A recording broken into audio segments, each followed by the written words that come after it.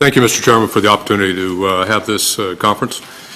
I'm not going to debate the wisdom of going to war in Iraq. We went to war, it's ongoing, and it's being prosecuted by the nation's best and brightest in all ranks, my two sons among them. We very much need to succeed. Secretary Rumsfeld's strategy stated stay the course or stand up Iraqi security forces, stand down U.S. forces. That's not a strategy. That is an end state. That's the objective. There is a failure on the part of this administration to understand what strategic planning is all about. Strategic planning is assignment of the objective, which is standing up the Iraqi security forces, viable government, so this nation can stand up. The lines of operation to get there define the strategy, and we have not done that as a nation. We have certainly not done it in the Department of Defense. Phase 4 planning was amateurish at best and failed to do the operational planning we needed.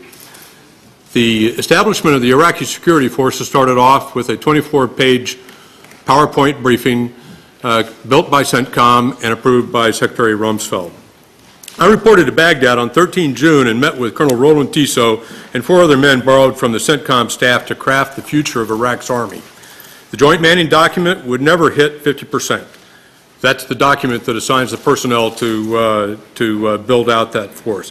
Between June and October, I relied upon a revolving door of volunteers, men and women, on loan from other staffs, there for 2 to 6 weeks, dependent upon the donor unit. It was clear to all of us that we were an economy of force operation. Our budget was $173 million. 2 weeks into training, it became obvious that it was a flawed plan. We needed soldiers to train the Iraqi Army, not contracted civilians. We set out to change the Secretary's plan. I traveled to Jordan to set up a potential equipment buy. The Jordanian Army, the most professional of Arab armies, was willing to assist. And we set up a plan whereby the Jordanian Army would retrain officers from the old Iraqi Army, brought back onto active duty. We would train non-commissioned officers in our own coalition, non-commissioned officers academy set up in Iraq. They in turn would train their own soldiers, with Iraqis understanding Iraqis, and oversight provided by 10-man coalition support teams provided by the Army and the Marine Corps and others from Navy Air Force, but dominated by the Army and the Marine Corps. I briefed this plan, a second phase essentially, the operation given me, a requirement to adapt. Mr. Rumsfeld received this briefing on 5 September, and I got his approval to proceed with an accelerated, adapted plan that would produce an Army of 27 battalions, essentially 40,000 personnel, associated command and control from national to squad, start the Navy, start the Air Force, the logistics systems, and a budget of $2.2 billion. We laid out the basing strategy for the Iraqi armed forces. He approved this plan, but he put his finger in my chest and said, just don't make this look like the American Army. He also stated that we were his last priority. Iraqi police were first, a failure to understand the import of armies to Arab populations. I would discover later that the priority one, his police forces, was an unfolding disaster. We sustained a series of setbacks. One, Pentagon rejection of the equipment contract, and another was Mr. Wolfowitz's withhold of $253 million designated to build out a division set of barracks, the rate-determining step for the creation of the armed forces. Deputy Secretary was reportedly unhappy with the development of the Iraqi police and held these funds hostage. I did not yet have the responsibility of the police at this time. In February, Mr. Wolfowitz sent General Eikenberry to assess the Iraqi security forces development. His conclusions were that Iraqi armed forces were on track, that police and border troops were not, that money and personnel would be diverted from my operation to support the police development, a zero-sum game.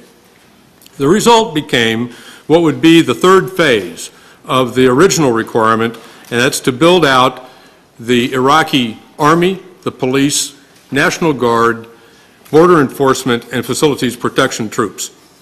Our initial assessment revealed a stunning lack of progress by the Minister of Interior, his staff, and a failure to understand how to man, train, and equip the functions, the unworkable command and control network, a logistics and administration system that didn't work, in short, a national police and border forces that were in complete disarray, ill-equipped with untrained leaders and a dysfunctional set of facilities. We had a lot of work to do. We had lost 9 months. General McCaffrey's recent report reveals that Iraqi security forces, arguably the second most important security forces on this planet, second to our own, continue to lack fundamental equipment. Secretary of Defense has failed to resource his main effort, the objective to stand up the Iraqi security forces, enabling us to withdraw U.S. forces. Mr. Rumsfeld came in to transform the U.S. military, to turn the military into a lighter, more lethal armed force. In fact, Rumsfeld's vision is a force designed to meet a Warsaw Pact-type force more effectively, but we are not fighting the Warsaw Pact. We are fighting an insurgency, a distributed, low-tech, high-concept war that demands greater numbers of ground forces, not fewer. Mr. Rumsfeld won't acknowledge this fact and has failed to adapt to the current situation. He has tried and continues to fight this war on the cheap. I wrote the op-ed piece in March of this year after I read the QDR. The QDR reads like a new, more potent counter-Warsaw Pact force. It does not read like the force we need today to prosecute the foreign policy embarked upon by this administration. The President is not well served by this Secretary of Defense, a man history will not treat kindly. So what to do? Replace the Secretary of Defense with a proven leader who has a vision to get the country's defense establishment back on track. The Army is in terrible shape. The Marines are not much better. A Secretary who understands how to build alliances at home and abroad, who understands the operational art and understands the contemporary operating environment we live in. We need Hask and Sask to debrief redeploying soldiers of all ranks, make public their views on what deploying soldiers need. I doubt if you'll ever hear we have enough soldiers. We need a Manhattan Project to resource the development of the Iraqi security forces, more and better equipment, triple the current 4,000 member equivalent advisor complement, and to work all operational lines to achieve success here. We need a bipartisan commission with complete transparencies to deliver a series of recommendations to the President that leadership on both sides of the aisle can endorse. This is not a purely military problem. It is an interagency development problem. The war on terror demands we mobilize the country and significantly increase the size of our ground forces to match our troop strength to the foreign policy we've embarked upon. We need to help this administration through its last 2 years by forcing upon it the remedies that we point out and need for victory. Thank you.